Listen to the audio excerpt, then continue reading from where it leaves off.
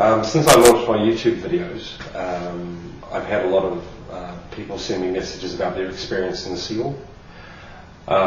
Some public Scientologists have made comment, and I'm getting mostly agreement that what I'm saying is true, but there are people that are conveying to me that when they were in the SEAL, that wasn't their experience. They thought it was more freer than that. They're telling me, you said, Aaron, that we couldn't listen to music. And I'm getting emails back saying, well, we could listen to music. Yeah. Okay.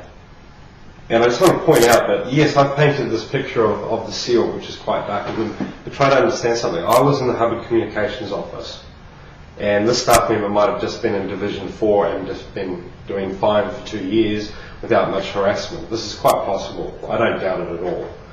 But I think you'll find in general, all in all, that what I have said will hold true across the board here, because one person out of Division 4 says, well, you know, once I saw a staff member get into so much trouble that they had something done to them. So in their minds they're saying, well, I just saw it once. Well, I'd just like to point out that if you're at the Flag Land Base and there's 1,000 staff there, and you're closely working with 20 staff, and you see it happen to one staff member, that's 50 staff that are going through that. And people in the Hubbard Communications office are the ones that are always walking around the org, seeing these things and putting these things together. And that's why HCO staff are always burning out, because they're so exposed to the crap that goes on, you know. And, you know, just to point out something about Scientology is that the trap of Scientology started from keeping Scientology working Series 1. When you go to university and you're sitting there and the lecturer goes, right, we're going to have a lecture, we're going to discuss a technology. After he's discussed it, there's a question and answer. There's a debate regarding this. There is a growth of it. Now, many SEAL members, Scientologists and public can't understand why in their minds, but the student hat worked for me. The touch assist worked for me. The word clearing worked for me. So how can somebody tell me it's a bunch of bull?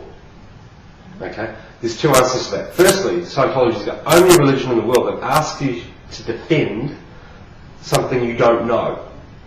When you start Scientology, you can't read the Bible all at the start. You can only read a bit of it, and then a little bit more, and then a little bit more. So constantly, Scientologists are defending something they just don't know. They don't know what OT3 is. They don't know what OT5, 6, 7, 8, 9, 10, the Sacred Special Briefing Course. They don't know it, and yet they're defending it. And the reason why they're doing this is because in keeping Scientology working Series 1, which is purported to be the saviour of Scientology, when in actual fact this policy letter is its death. This policy letter says from the word go, before you even know anything about Scientology, if you question it, you're against us. If you discuss it, you're against us. So you can read a policy letter, but you're not permitted to discuss it with another human being because it's called verbal technology. And when L. Ron Hubbard is lecturing, it's not like a university lecture. There is no Q&A. It's just, I'm telling you, and you go through hours of this. I'm talking to you, don't answer, don't think, don't ask me a question. I'm telling you this is the way it is. And keeping Scientology working, right from the word go, the first guy that walks into Scientology is slowly getting indoctrinated. He reads this policy, it says, don't think about it, no verbal discussions. If you experience past lives, you can't talk about it. Well, no wonder, because it's all bullshit. No wonder you can't talk about it. If it really was past life and it was really real, then it would be just as real as something we're experiencing now. So what would the difference be? So the trap is right there in keeping Scientology working Series 1. From the word go, you read it, and it's the first thing you read in any course, in any training in Scientology, and it keeps reinforcing to you, don't question what is written. Do not discuss what is written. Do not debate what is written. And eventually, after you do a couple of courses in Scientology, and even in the Sea Org, you can't talk about what you've just read. There is no questioning of it, because you know, according to keeping Scientology working, Series 1, that the moment you start to discuss it, it means that you do not 100% agree with it, unequivocally, and therefore according to that very same policy letter, you must have misunderstandings about it. And if you have misunderstandings about it, and you dare not clear those up, you're a suppressive person. But if there's something wrong with it, and you talk about it, if there's actually something wrong with the technology, you're also a suppressive person. There's only ever one answer. It's always right. And that trap is what gets them going. Here's the reality. Scientology was born in the 50s. It went and did some good things. And it did some bad things, because misapplication of it is a shocking thing to do to another person. Okay? What happened is L. Ron Hubbard got in trouble. And he had to leave. And he went on a boat in the mid-1960s. He went on a boat and created this thing called the Sea Organization. And he lost the plot. This is where he came up with his OT3 story, which, by the way, was a story written by Ron in 1953, I think, called Revolt in the Stars, which Hollywood refused to issue as a film. It was written before then. You know, there's even a video where L. Ron Hubbard is talking about Xenu from the early 50s. And he supposedly found this in 1967. Anyways, what I'm saying is that what really happened is that when he was on the boat, he created an extremist organization. And when they landed back in America and took charge, the world was told, the Sea Org is here to protect Scientology, and they are in charge of it.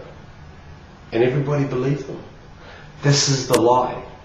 The Sea Org, in actual fact, has got nothing to do with Scientology, has its own creeds, its own policies, and its own doctrines, which they have nothing, they are not religious.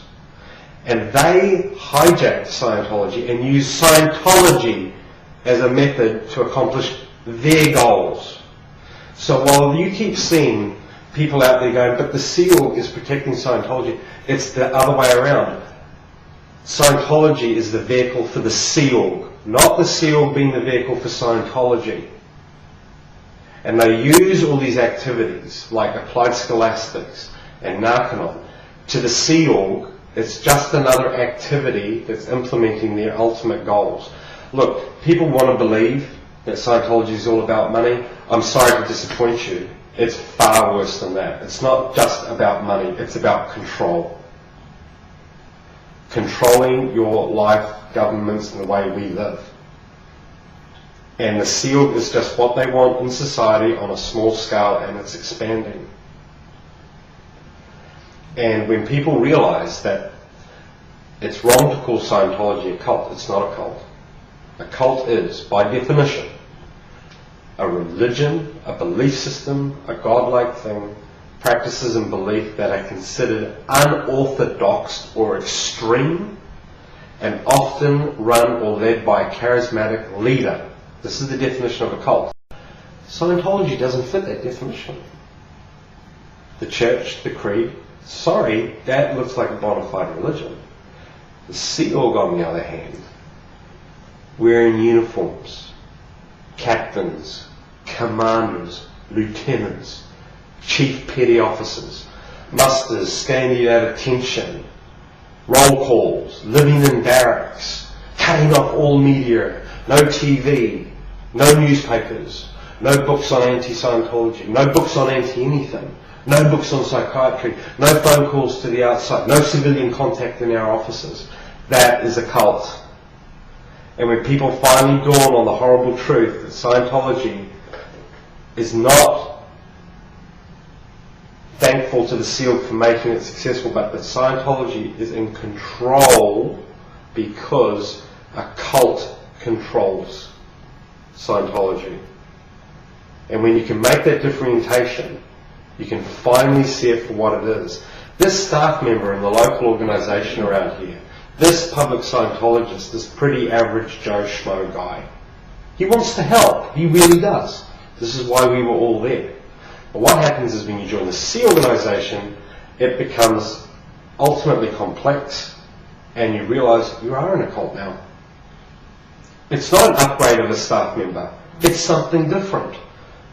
It's not the next level from a staff member. It's something different. You are part of a cult. You have unorthodox training, you have unorthodox requests, unorthodox policies, unorthodox living conditions, weird rules, ceremonies that make no sense. The list is endless. That's your cult, and that's what we have to destroy.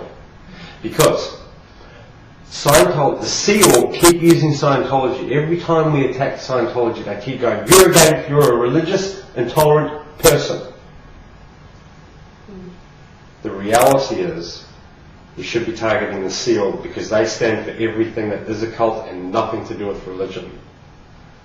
So when people say attack Scientology, I say, let that guy out there think what he wants to think and believe.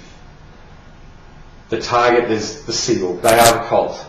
They have the policies that actually instruct disconnection, RPFing people, and infiltrating enemy networks and everything to do with paranoia. This is not part of the average Scientologist. You can't tell me 1,000 people doing a student hat would really be a disaster. But 1,000 people being in the Sea Org, doing a basic Sea Org member hat, now that's a disaster. Do I think Scientology works? Not a chance. Not with keeping Scientology working Series 1, or anything else for that matter, because the end result is it just doesn't work in the long run. Okay? You have to be in a Scientology environment for it to work. And even then, it's hairline. And it's all about beliefs and just what you're making up in your head. The art of self-delusion. So within an organisation of Scientology, perhaps it's got some workability. But let's step out to the real world and go out on the stockbroking market or go out to the local nightclub. It's got no application whatsoever. But within that group it does. But I want to reinforce here, the cult is the Sea Org. Get governments, write your senators, get your MPs, your members of parliament, look at the Sea Org. These are the people that are running the show. For Christ's sakes, they're standing there with caps on, saluting a billion-year contract. Separate this bullshit. This is Scientology. It still doesn't work, but the real cult here is the Sea Org and their practices and their horrific policies. And they're the ones that own the trademarks. They're the ones that own Scientology. They own Applied Scholastics. They own Narconon. And they own over 100 other entities that you seemingly think are innocent, and they've got everything to do with control. And the show is over. And the show's only going to be over if people stand up now, put their name on a piece of paper, and send it into their local government. Stop talking about Scientology. Start talking about the Sea Organisation. This is the target. These are the crazy, insane people. And understand, the beginning Sea Org members are just like staff members in a way. After a couple of years, though, they're goners. They are goners. They don't live in a house, they live in a barracks. They don't have family, they have friends that can be there one day and gone the next. They don't have days off like you and I, or even a normal staff member. So please, the prosecution against Scientologists, yes, they still deserve it, but first target, get rid of this horrific, heinous, above the law cult called the Sea Organisation, which is running rings around governments right now. And they're so powerful, they own a 350-foot boat in the Caribbean called the Free Ones, that they tell the world delivers Scientology, when in fact, the entire operation on the ship is funded out of donations, and its entire purpose is to shift money around the planet. And that's what it does. And that's how you can keep a 350-foot boat operating in the Caribbean. Don't tell me it's from services. The local org struggles enough on a small income. Running a 350-foot ship does not happen on giving a couple of people a week a course on OT8. It's the headquarters of the IAS, the International Association of Scientologists, which is another activity controlled by the Sea Org. So I invite you, write your MPs, talk about the Sea Org now.